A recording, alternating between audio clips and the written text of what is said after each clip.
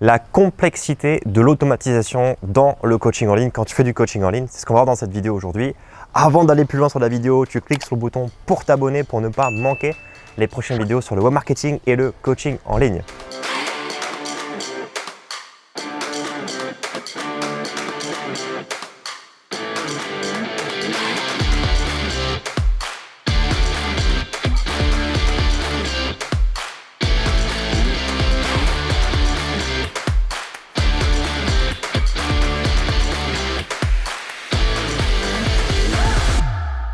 La complexité d'automatiser ton business, en fait, c'est un élément qui est indispensable selon moi, un sujet sur lequel il faut que tu te penches si tu veux réussir à avoir ta liberté financière et géographique avec ton activité de coach sportif en ligne.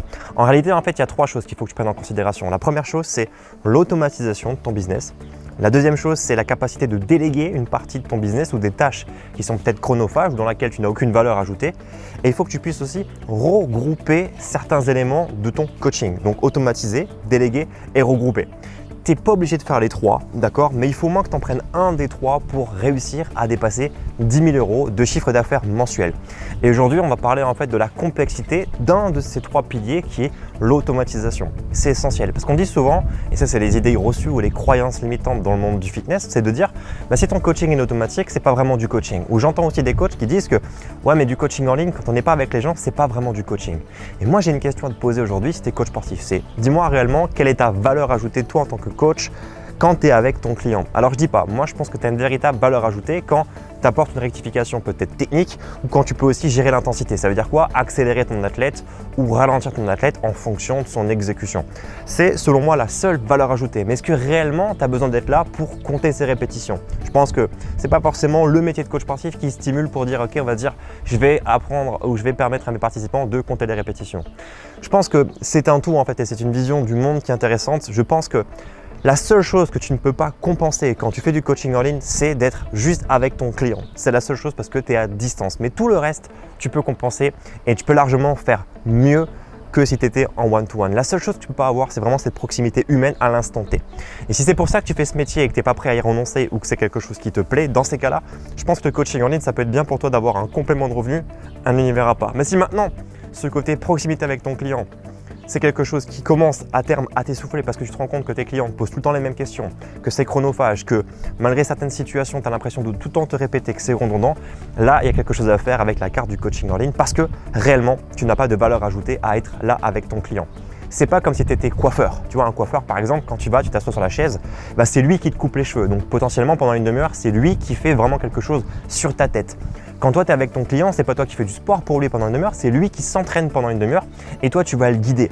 Mais mis à part gérer l'intensité sur le fait ou peut-être apporter une rectification technique qui va être importante sur l'instant, tu vas pas avoir une valeur ajoutée. Et réellement, sur une séance d'une heure, combien de fois tu es dans ce mode de rectification technique sur une programmation complète? Combien de fois tu apportes ce genre de valeur? Moi, de souvenir, avec les personal training que j'ai eu, je passe plus de temps à faire du social, à discuter avec mes clients plutôt que réellement à les coacher parce que c'est compliqué, parce que les gens ne sont pas forcément dans un mood où ils veulent forcément envoyer. Encore une fois, ça dépend qui tu coaches, comment tu coaches, mais je suis sûr qu'on peut apporter beaucoup plus d'expertise et de valeur en étant en mode vraiment technicien plutôt que juste type coach, assistante sociale. Je fais une parenthèse pour rebondir sur ce côté automatisation parce que l'automatisation dans ton business, c'est la partie éducation de ton client.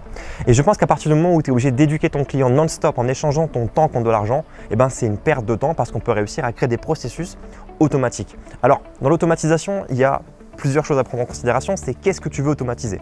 Si tu ne veux pas automatiser ton coaching parce que tu n'es pas forcément d'accord avec ce que je dis ou parce que tu ne te sens pas concerné, il n'y a pas de problème. Par contre, tu peux quand même automatiser une autre partie qui va être l'acquisition de trafic et la conversion de ce trafic pour avoir des clients, pour te concentrer pleinement du coup uniquement sur ton personal training ou sur ton coaching en ligne. En réalité, l'automatisation, on peut la mettre dans l'acquisition de trafic, on peut automatiser l'acquisition de trafic, on peut automatiser la partie conversion de ce trafic en prospect et en client, et on peut automatiser aussi le coaching. Libre à toi après, dans ton entreprise, de savoir comment est-ce que tu as envie de travailler. Pour ma part, moi, j'aime automatiser le plus de tâches possible, surtout des tâches qui sont redondantes et répétitives parce que je n'aime pas me répéter. Pour la partie trafic, ce que tu vas pouvoir automatiser, en fait, c'est simplement tes contenus, le message que tu veux partager. Exemple, faire une vidéo sur YouTube. Tu n'es pas obligé d'attendre toutes les semaines pour faire ta vidéo YouTube et la mettre en ligne le lendemain. Tu peux très bien prendre une semaine de travail, tu vas tourner 50 vidéos, tu te mets un gros timing, tu fais 35 heures semaine pour faire que ça et tu vas pouvoir te programmer peut-être 6 mois, 3 mois, 1 an de contenu juste en ayant travaillé peut-être qu'une seule semaine. Ça, c'est une stratégie du coup qui va te permettre d'automatiser une année de contenu sur YouTube. Ça peut être pareil pour ton groupe Facebook avec les posts que tu veux mettre, ça peut être pareil pour Instagram avec les photos que tu veux faire. Tu peux gagner énormément de temps parce que si tu passes systématiquement tous les jours sur tes médias pour publier, pour créer, pour commenter, pour interagir, pour mettre les bons tags, tu vas passer ton temps en fait à créer du contenu et c'est un temps qui va être chronophage. Donc ça, c'est quelque chose que tu peux automatiser, bien évidemment, en encadrant une stratégie derrière.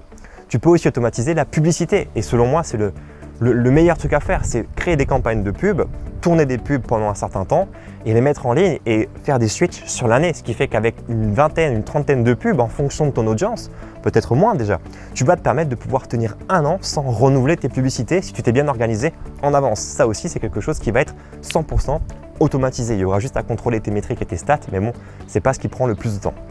La partie conversion, il n'y a rien de pire que de devoir aller démarcher les gens. Que tu sois coach en salle ou coach en ligne, aller devoir voir des gens sur un plateau cardio pour leur proposer d'acheter ton coaching ou de faire une séance gratuite avec toi alors qu'ils sont en train de s'entraîner peinard, franchement, c'est quelque chose qui prend du temps, qui est chronophage et qui est aussi répétitif. Quand tu es coach en ligne, devoir démarcher des gens sur un groupe Facebook, devoir contacter des gens en message privé pour leur dire « Salut, je suis coach sportif, est-ce que tu veux que je t'aide dans ton projet de perte de poids ?» ou « Regarde, je suis coach », il n'y a rien de plus chiant et de plus chronophage. Il faut que tu puisses changer ta façon de travailler et automatiser plusieurs tâches. D'ailleurs, en réalité, ce n'est pas forcément le bon marketing, c'est-à-dire que tu es obligé de démarcher les gens, c'est que ton business il est un peu instable ou bancal. Ce que je te recommande de faire, en fait, c'est de créer un marketing attractif, d'automatiser en fait du contenu de très haute valeur, d'apporter beaucoup de résultats aux gens gratuitement, d'accord, réellement les aider gratuitement au travers des réseaux sociaux pour leur donner envie de te rejoindre parce que si naturellement ils ont des résultats en travaillant gratuitement avec toi, ils vont avoir envie de se rapprocher de toi. Et là, on crée un système attractif, donc c'est des gens qui viennent à nous. Et ça, c'est une petite clé pour automatiser ton business. Bien évidemment, ça nécessite une stratégie bien ficelée, de bien se poser pour cadrer tout ça. Mais on en parlera un peu plus tard dans cette vidéo. Et la partie coaching, qu'est-ce que tu vas automatiser sur ton coaching? Eh bien, c'est la partie uniquement éducation de ton client. L'exemple classique, c'est le programme sportif. Tu fais un programme sportif sur un mois à tes participants, d'accord? Ce programme-là, déjà, il y a la question de est-ce qu'il est personnalisé ou est-ce qu'il est générique? Toi à moi, je pense que le côté personnalisé n'a aucun sens. Pour moi, je parle plutôt d'adapter.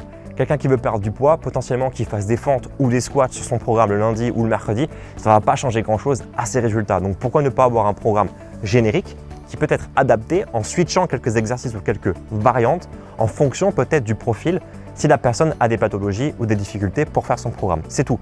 Mais on ne peut pas parler de personnalisation. Enfin, je pense que c'est une grosse erreur parce qu'on parle d'un corps humain, on parle de la science, on parle de la physiologie.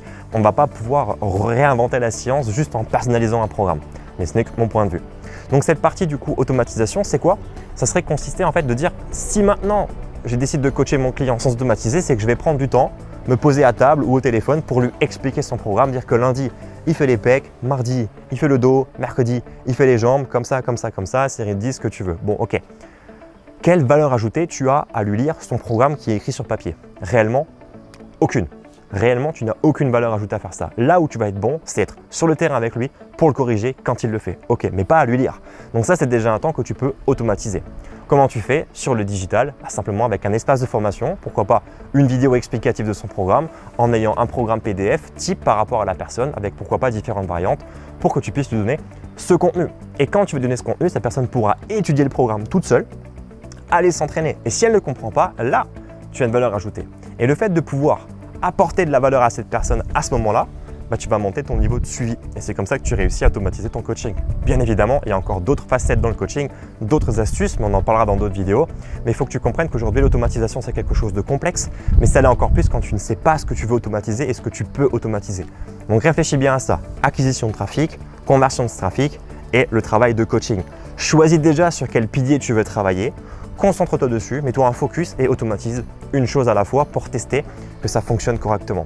Ce que tu peux faire maintenant de suite, c'est t'abonner à cette chaîne YouTube en cliquant sur le bouton en dessous de cette vidéo. Et si ça ne parle pas forcément ce que je viens de te dire, que tu as envie de le faire mais que tu es un peu perdu, je pense que le plus simple, c'est qu'on puisse travailler ensemble. Pour ça, je t'encourage à rejoindre ma formation. Je te dis tout de suite, Elle est gratuite, la formation elle est gratuite. C'est fait pour les coachs sportifs qui veulent démarrer le coaching en ligne et générer leur première source de revenus alternative à leur salariat ou à leur coaching qu'ils pourraient faire en salle de remise en forme. Donc comment ça fonctionne pour participer? C'est très simple. Tu vas dans la description de cette vidéo, il y a un lien qui présente le site internet pour que tu puisses t'inscrire. Donc tu cliques dessus, tu vas voir un petit documentaire, une vidéo qui t'explique un peu comment ça fonctionne, la documentation de la formation. Tu laisses ton prénom, ton mail, ton numéro de téléphone et tu participes à cette formation. Ça dure 15 jours, ok? Ça dure 15 jours, c'est gratuit. Et la seule chose que je te demande en fait, c'est de donner un petit peu de temps, de te mettre à fond dedans. C'est quelque chose de sérieux qui va te permettre réellement de créer ton site de coach sportif en ligne, de faire tes premières ventes en automatique et de coacher tes clients sans sacrifier ton temps, peu importe le nombre de clients que tu as. Autrement dit, que tu aies 1000 clients ou un client, tu ne vas pas travailler plus. Donc inscris-toi dès maintenant. On se donne rendez-vous dans une prochaine vidéo ou dans la formation. À tout.